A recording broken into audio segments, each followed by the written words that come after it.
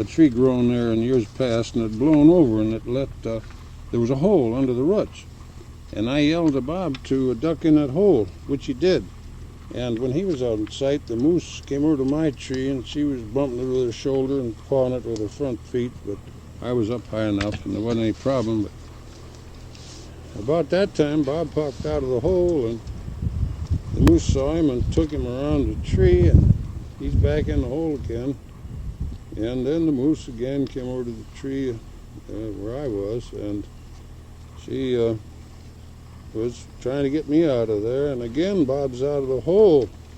And I yelled to him. I said, "What's the matter with your head? Get in that hole and stay there." He said, "I can't. There's a bear in there." Okay, now, I want to tell you a little story about the first black bear I ever shot. Seeing that we're on a black bear hunt here, it seems very fitting. We were in western Ontario, north of Kenora, hunting on Lake Wabasgang. And that's a rocky country and a hilly country, and there aren't too many places to camp. And Lake Wabasgang was the source of the Cedar River. And there was a rock that went right across the river, created a dam to make the lake in the river, and was a waterfall. And on each end there was a little bit of knoll where the earth dripped down into this rock ledge that went across.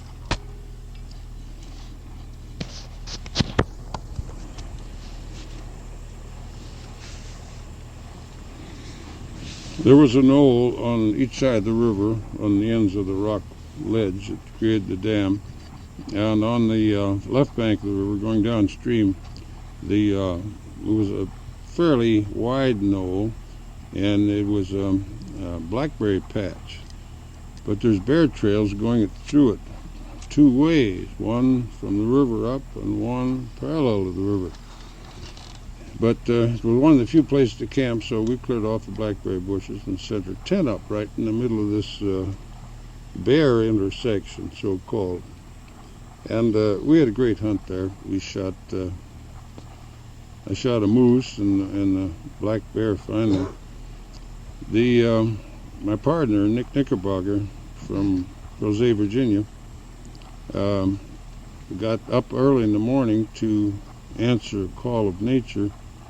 And he had a little old flashlight. The battery's pretty weak, and he ran face to face with a black bear on this. We had a john down along the river, and we used the bear trail to it. And this bear was coming up the trail, and he was going down. And he was telling his secretary about this situation after he got home, and he got to the point where he's facing the bear there at 15 feet. And she said, "Oh my goodness, what did you do?" And he said, "I did."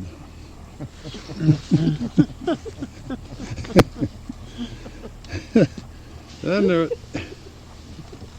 was when I was in Detroit. We live in Grayling, Michigan now. That's where our plant is. But it began in Detroit, and I had a manufacturing place there, and an archery range, and it was the headquarters for the Detroit Archery Club. And this goes back to 1935. The Detroit Archery Club is still in existence. Anyhow, we had one member of our club who wasn't interested in hunting. He just liked to shoot in our indoor range there. But one year, as we began sharpening our arrows and getting our hunting bows out, he thought it might be nice to hunt with the bow and arrow, because he'd heard us talk about it so much. And so he got himself equipped. He got a heavier bow and broadhead arrows and wool hunting clothes and new boots and the whole works. And we were at that time hunting in a county about 100 miles from Detroit, Albion County. And it was full of deer and great big bucks, because you couldn't hunt with a gun in there. It was too heavily populated, or at least they thought. And but you could hunt there with a bow and arrow, and there's some just beautiful bucks there. Well, we took, this fellow's name was Charlie Kidder. We took him over, and I put him in a blind that I had used before, real good blind, and he had a lot of fun the weekend. He didn't shoot any deer, but he had a lot of fun. And he was telling a friend of his after that, you know, what a great thing this was, hunting with a bow and arrow, and he got him steamed up, and he bought an outfit. And Charlie, being a weekend expert, took him over there and put him in this blind where I'd put Charlie. Well,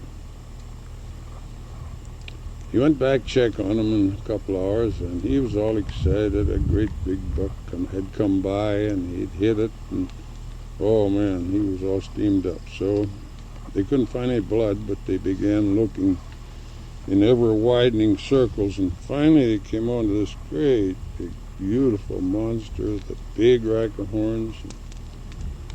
There was much jubilation, and Charlie said to him, now one of the things that are unpleasant in respect to hunting is when you kill something, you have to field dress it. But he said, I'll show you how.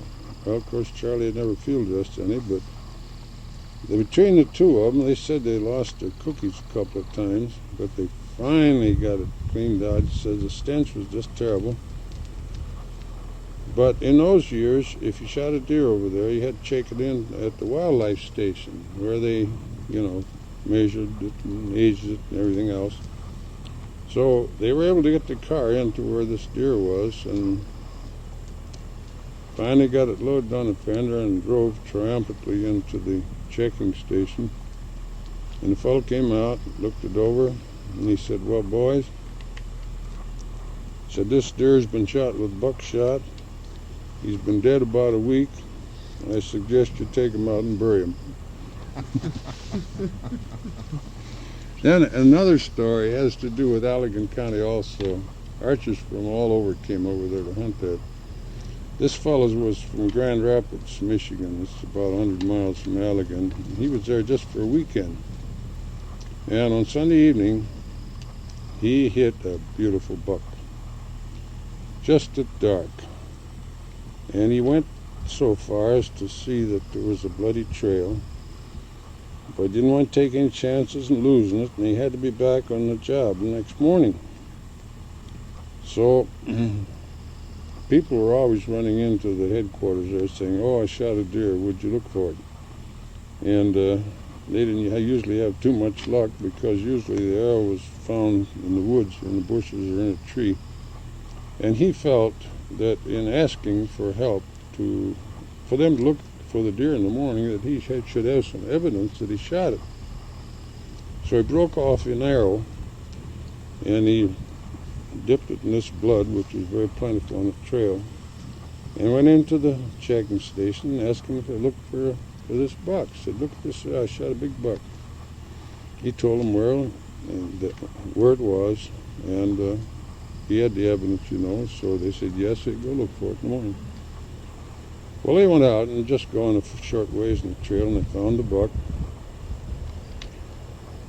And they called him up and said, well, we found that deer up there where you told us to look, and we got it in the cooler. And he said, well, I'll be down there next weekend. And so we went down there, and they said, well, we found this deer, but the piece of arrow in it doesn't match the piece that you gave us. Well, okay, then he had to confess and told him what he had done. And they said, well, you lied to us before, how we know you're not lying to us again? You can have the deer if you can produce the back end of the arrow that matches the piece we got in the deer. So he went back there, and he crawled around his hands and knees, and he finally found the end of the arrow that had broken off in the deer, and he got his deer.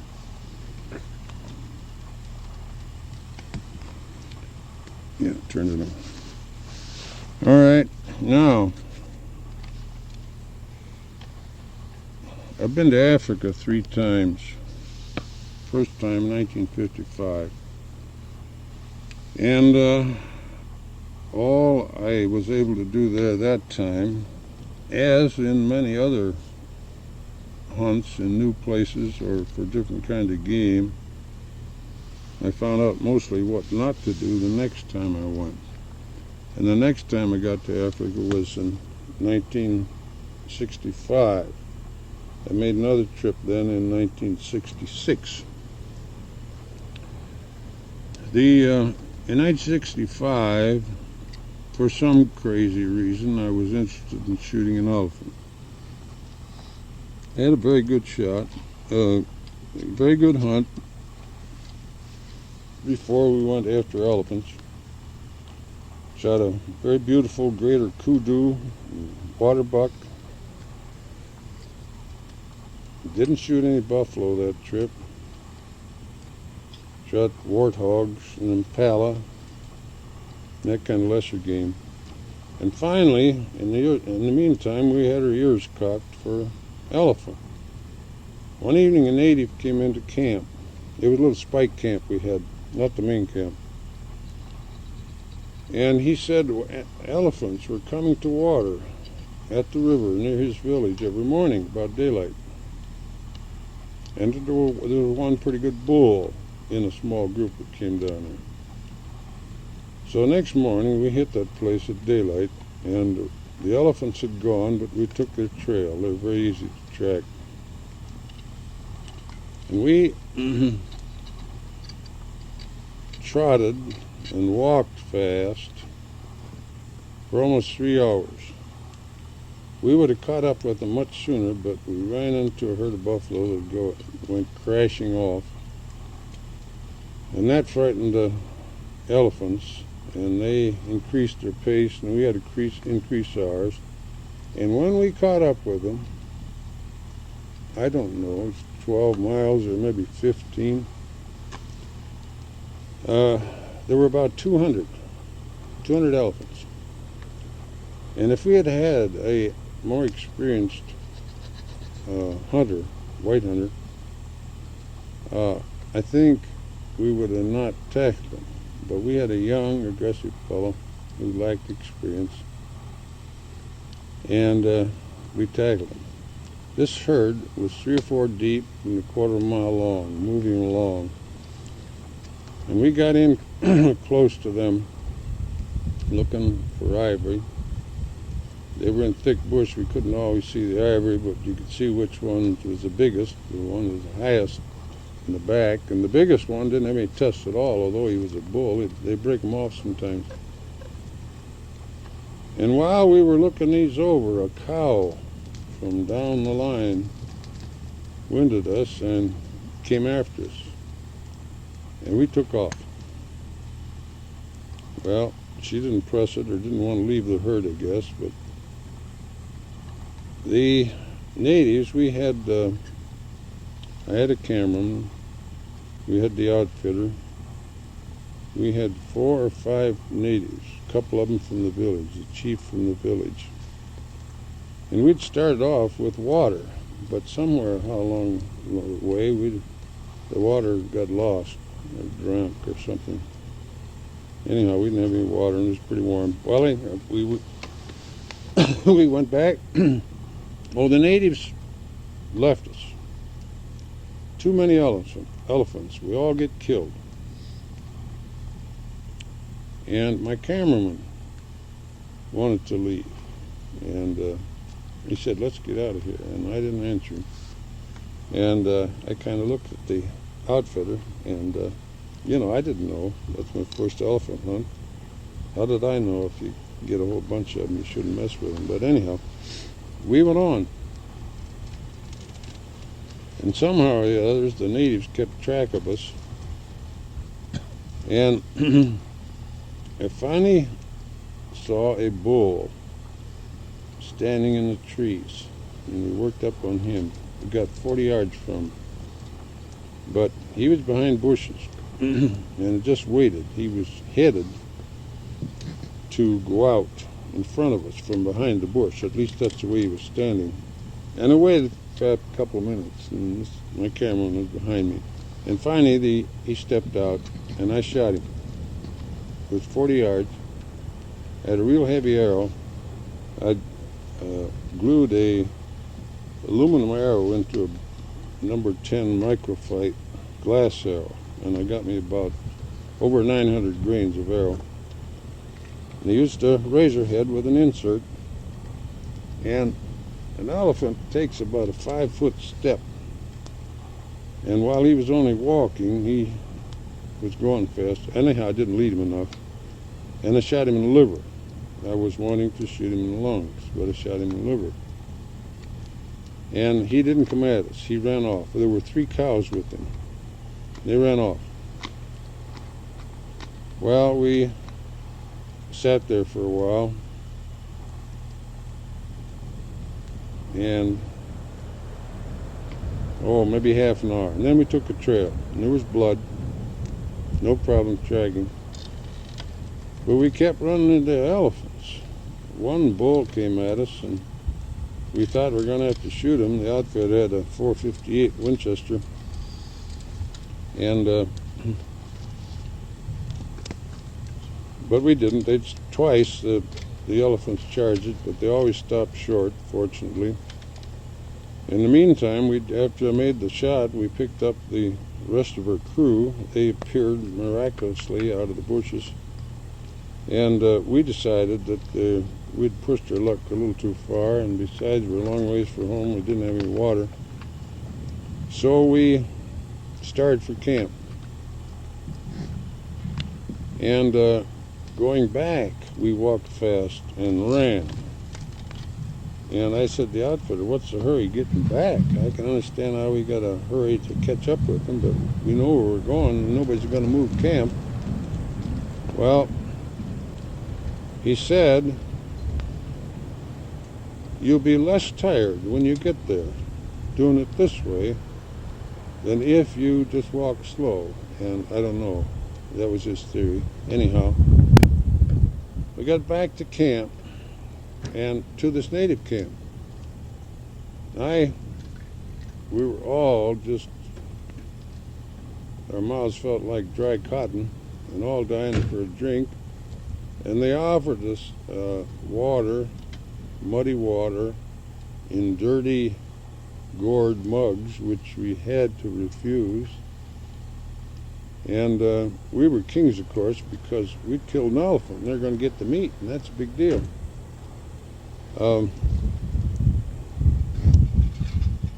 They killed some chickens, and they had them roasted in 10 minutes.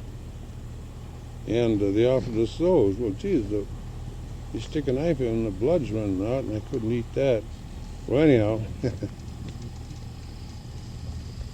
we finally got to our car, and we had some beer and cold stuff and some sandwiches, and we got back to camp late at night. Our car was not at the village because we'd broken a tie rod, and we had repaired it, but we only had a couple of threads holding the thing, and we didn't want to take it in the bush over Rush Road. But we finally got back to camp, and the next morning, another professional hunter drove into camp, and he had a good machine, and we could get right to the elephant with the hunting car. And of course, the natives had already found it. They had found it that evening, and they took us right in. And here was this elephant. He died about a third of a mile from where I shot him. Following year, I went back to Africa to make a film of hunting Cape buffalo. And Cape buffalo are, some people say, the most treacherous game in Africa. Other people tell you the elephant, other people tell you the lion, other people tell you the leopard. And I'm not in a position to give any opinion on the thing because I haven't hunted them all. The rhino is another one, so the big 5.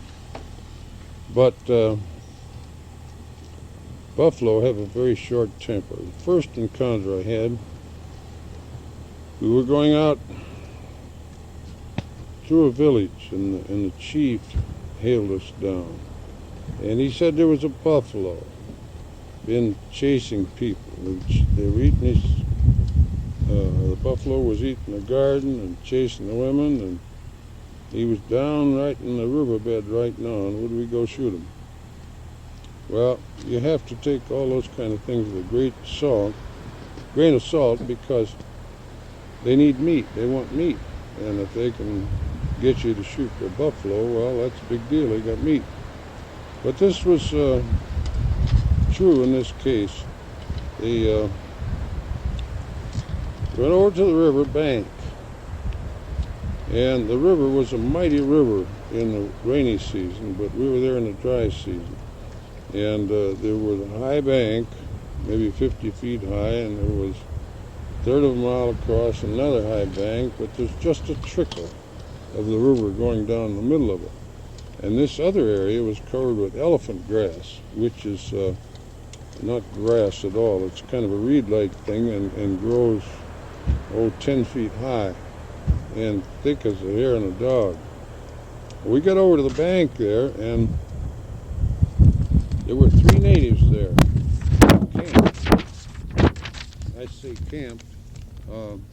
What makes a camp is if you've got a mat, they sleep on just a reed mat, and if you've got a mat, you've got a camp.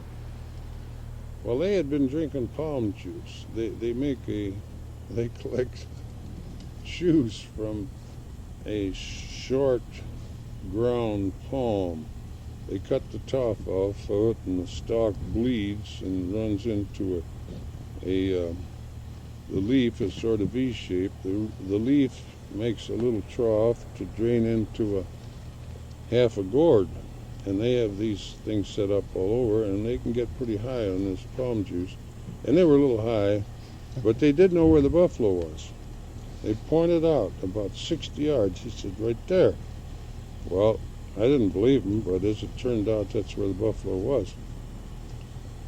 The thing that we didn't know is the buffalo was wounded. He'd been in a snare, and he had a snare around his foot, and his foot below that snare was swollen up to about twice its size, and it was bleeding. Well, okay, that's a fine situation. We were going down that thick, tall grass to get a picture of him shooting a buffalo with a bow and arrow.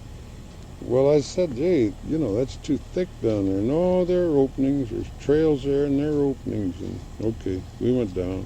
Should have stayed out of there. And we jumped the buffalo right where he said they were. We was. And we trailed him around. And they had trails all through this stuff. And then we finally decided that this is too dangerous. Besides, we can't get a picture down this stuff. So we started on a trail out. And Louise, I had a different professional hunter this time, Wally Johnson, an old seasoned elephant poacher. He had a 375 Model 70 Winchester. And Louise, I'd taken a 375 Browning over there, and I gave it to Louise, who had been his tracker, his handyman for 17 years. And Wally says he's a good man with a gun, so I said, well, let's have 2 guns rather than 1. So Louise took the other gun. Louise and another native were ahead of us. We were about 40, 50 feet back. Wally, then I was behind Wally, and then my cameraman, and then some more natives behind us. And we heard a woof off to our left, and here he comes. You couldn't see him, and he was charging by sound. Well, Louise and he was charging Louise and the other guy, who were the farthest front. Well, they melted into those reeds without a sound, and when he hit this trail we're on, here's Wally and me, and he turned and came, coming with his head down to toss you, And Wally shot from his hip, and he broke his neck shooting right over the horns, and he dropped 10 feet from us. Well, okay, we had another experience with buffalo. We worked 13 days on just getting a picture of myself and the buffalo and the arrow going in the buffalo. That was the key shot. Anything else didn't matter. We could take that anytime. Finally, we had lots of opportunities. I had lots of opportunities to shoot buffaloes, but it was always in thick stuff or cameraman wasn't there or what. But finally we got this chance, and we got the picture of the buffalo, and we had the job finished. But before that, we were taking some liberties with the buffalo that we'd caught in the open, and we're trying to keep him out in the open to get him into a position where we could take this picture. And he got tired of being pushed around, and he came right at the car. I was sitting in the front, they're right-hand drive, these English cars. And I was sitting in the front seat beside Wally, and I had 2 photographers in the back and 2 natives. And one of the natives was holding a big camera, and took both hands to hold that. The buffalo came at us from the side, a little bit of it, we're going along like this, a little bit of an angle. And Wally tried to dodge him, but he hit the car about the rear wheel with these big heavy horns, and he skidded along the side, and the spare tire stuck out a little bit from the side. It was bolted to the tailgate. He ripped that off, pulled bolts through 1/8 metal, ripped that off, and just at the time he hit the car, we hit a bump. And this native was holding the cameras, Jukas was his name. He went up in the air, and the buffalo pushed the car out and under him when he hit it.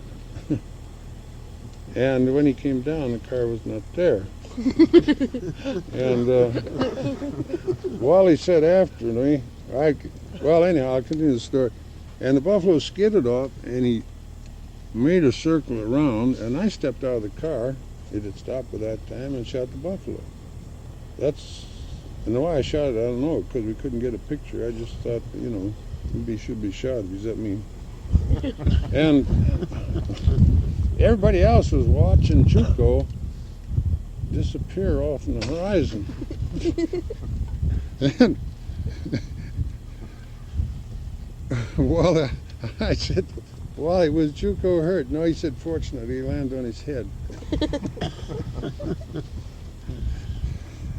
So that's the buffalo story, and it was a great deal. But the next year, or this same year, no, we got the buffalo finished, and I wanted to hunt a lion.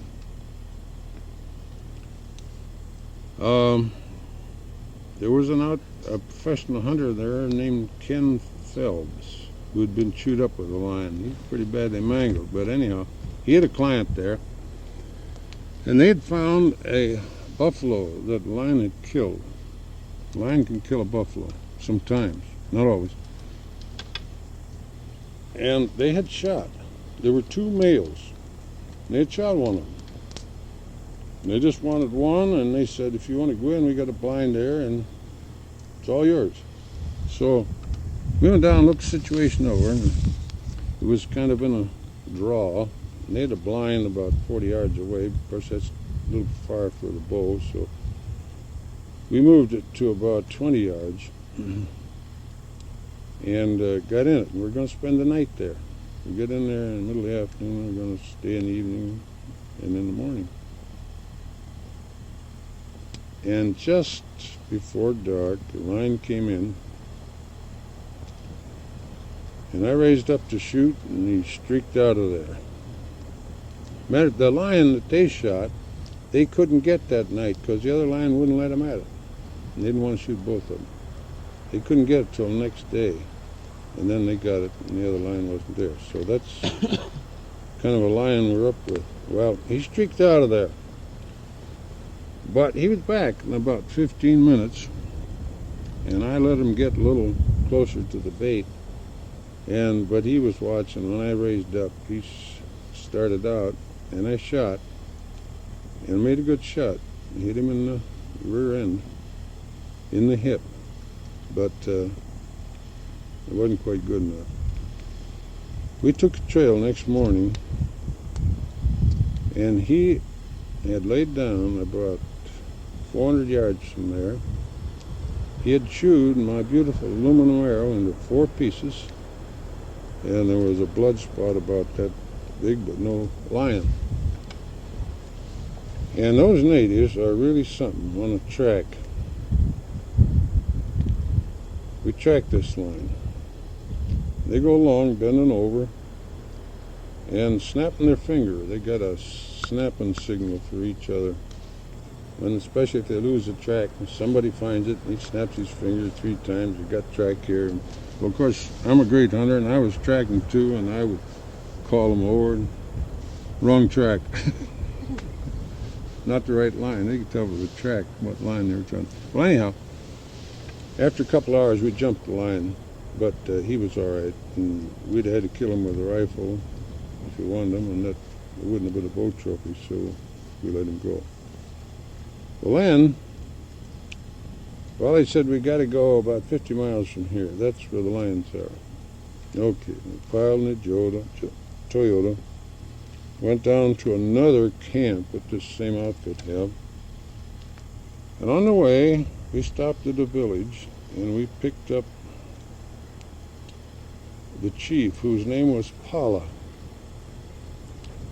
And he had been the worst poacher around there, but he was now the game warden. But he knew about lions.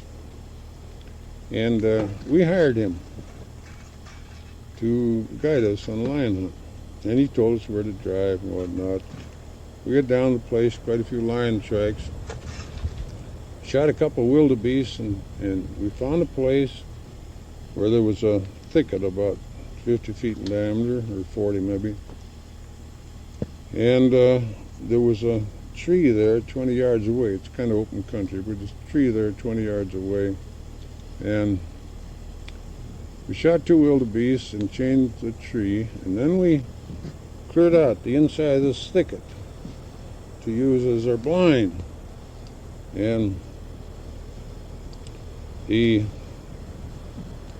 natives were in there hacking away, and one of them let out a shriek, and there was a python, 12.5-foot python, coiled up in there, and I shot him through the head with a blunt, and we didn't want him in the blind with us, so I draped him over the limb of a tree about 20 yards out. We got the blind all fixed up, and we used the car as part of the blind, or we had to hide it. And it was covered with brush, and we took all the stuff. We took out the middle and made a fence around. It wasn't a line-proof fence, but it did give us some cover. And we had provisions, and we each had a blanket.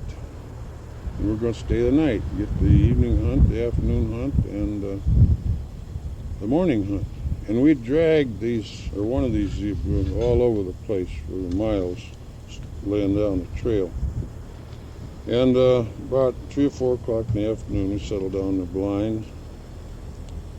I was leaning against a tree on the front end of the blind, and Wally was leaning against the back wheel of the Toyota.